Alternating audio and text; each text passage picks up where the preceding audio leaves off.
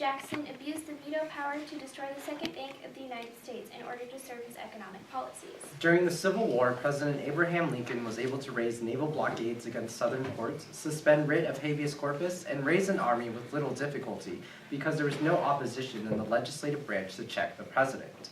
Lyndon B. Johnson enlarged the powers of the executive branch and weakened the legislative branch through the Gulf-Tonkin Resolution. This resolution allowed Johnson the ability to pursue and escalate the conflict in Vietnam without congressional approval or a declaration of war.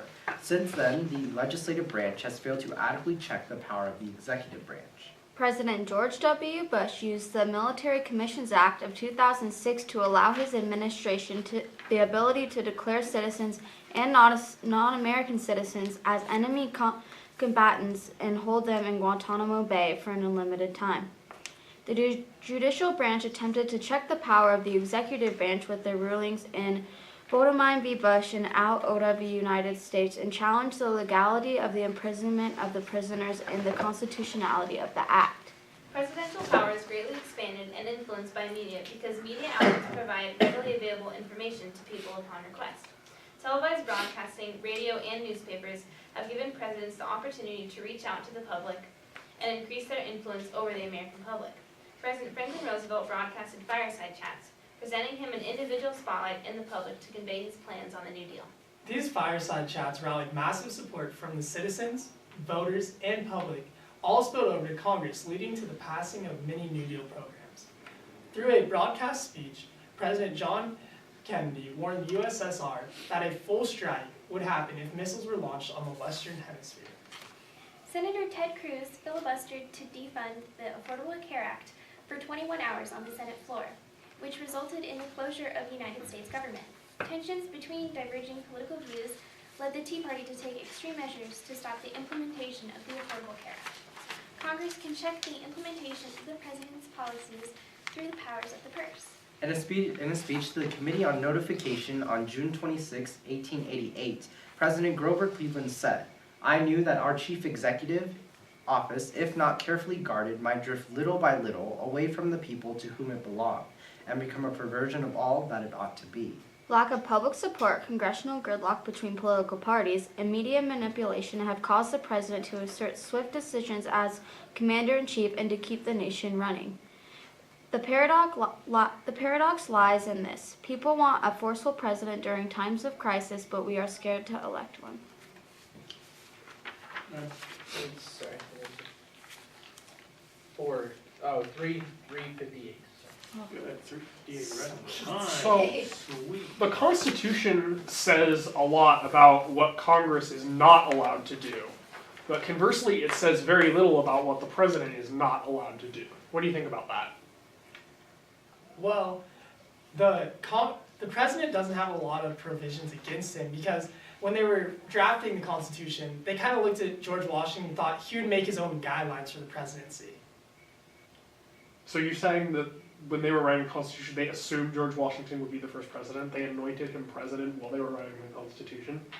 I think what they assumed was that the two, Congress as well as the presidential branch, would balance each other in saying all the powers that Congress does have eliminates or adds on to the powers the president does not have. So the two work inversely and conversely with each other in the fact that Congress has certain powers that the president does not, and vice versa.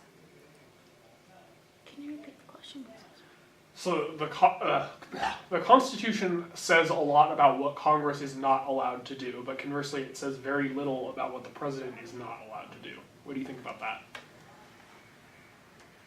Article 2, Section 1, Clause 1 states that all the power of the executive branch will be invested in the president, and I just think that they made the powers of the president very broad, just so the president can have a lot more flexibility on what he can or cannot do, instead of giving Congress all these implications about what they can't do because they didn't want Congress's powers to be as broad.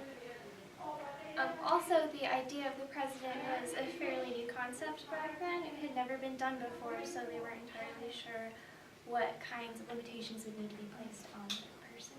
And also, when you see presidential power and how it expanded, the president, as commander-in-chief, has made swift decisions, thus taking all the non-provisions or the provisions that the Constitution has given them, and he's gone against them, taking power from the legislative branch to check them, as well as the judicial branch.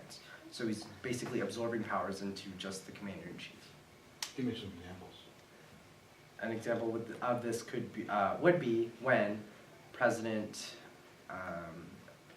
George W. Bush, in his rulings of when he implemented the Military's Commissions Act, the judicial branch kept on saying to President Bush on that act, this is unconstitutional, but President George W. Bush just ignored those rulings and just wrote revised and edit versions of the Military Commissions Act. But because the judicial branch could not check the president as effectively, he just rewrote those laws and kept on resubmitting those acts.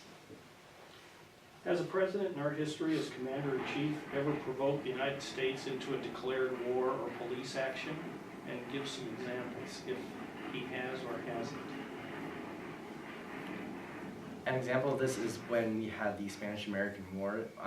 The president at the time blamed the sinking of the USS Maine, that it was a result of the the Spaniards attacking the USS Maine, because even though now looking back at it from a modern day perspective, the USS Maine actually exploded because of mechanical reasons, the president actually took and made a swift decision as commander-in-chief to just start the Spanish-American War. Off of that, why was the USS Maine in Cuba and who sent it there? Woodrow Wilson sent the USS Maine there. Woodrow Wilson was not president then. Teddy Roosevelt? No. Close. The one before him, McKinley. But,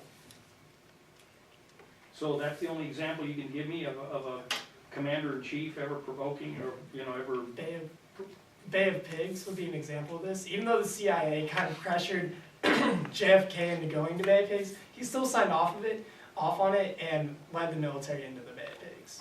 And what did the Bay of Pigs invasion lead to? It led to it led to losses in the military and no forward progress with Cuba. It also led to the Cuban Missile Crisis.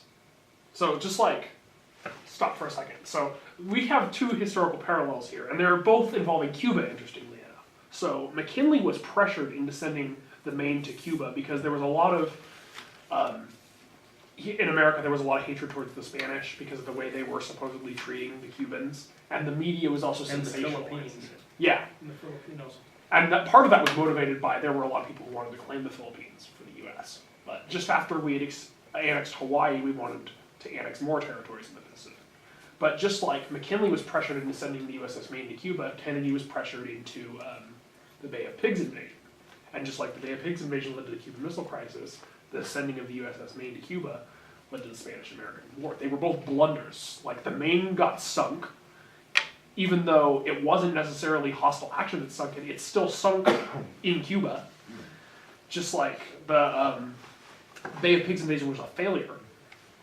So look at historical parallels like that. Sometimes you can make good comparisons.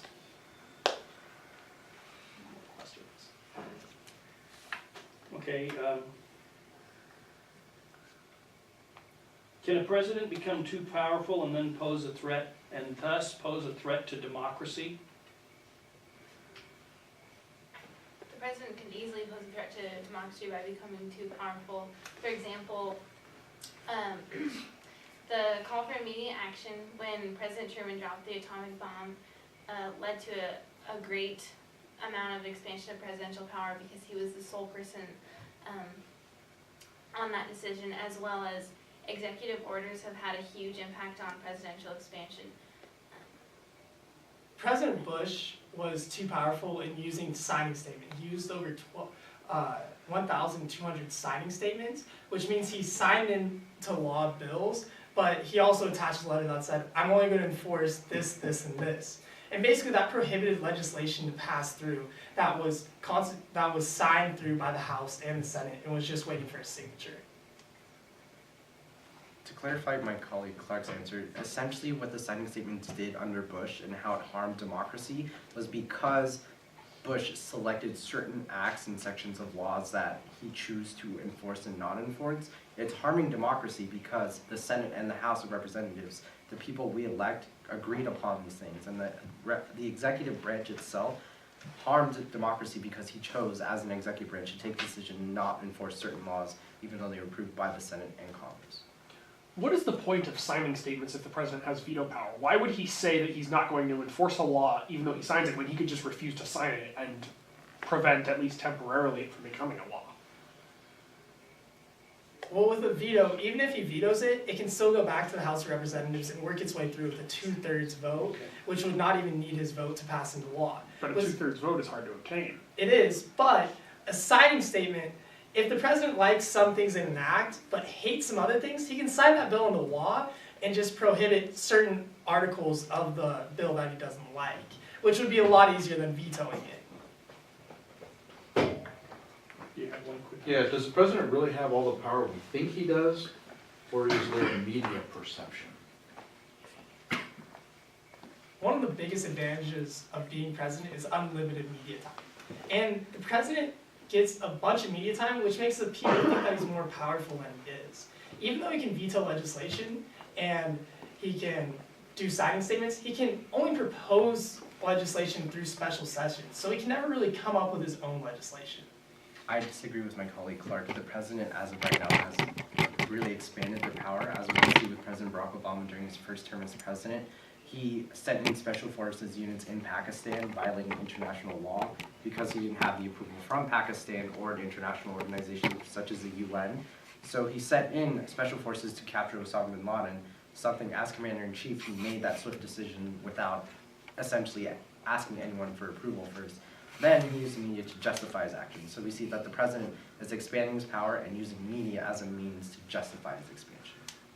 Using the Affordable Care Act as an example, President Obama has tried to pass the Affordable Care Act with a lot of reformations time and time again, but Congress keeps checking all the reforms and all the different changes he's made. So I would have to disagree with Henry in that the president is constantly checked by Congress in specific acts that he will try to reform or change. Is there a negative to the media and the president? Is there ever a time the president just wished the media wasn't? Absolutely. The media is funny in the way that it works that whatever the tone of the radio or the TV show that someone's watching, if it's negatively perceived with all the different political parties, if it's whatever the tone is, if it's negative, it automatically reflects the president poorly. And a lot of the recent talk shows and TV shows are very partisan and reflect the president very negatively. And I'm sure the president really does not want all the bipartisan views about the president. An example of the media hurting a president was the presidential candidate of Nixon. In the debates of Nixon against JFK, he was perceived on the radio as winning. But on TV, he decided not to wear makeup, where John F. Kennedy did. And he also... What? Makeup wouldn't have helped. And he also sweated a lot, which made the people not vote for him because he looked old and tired. Okay, that's time. All right.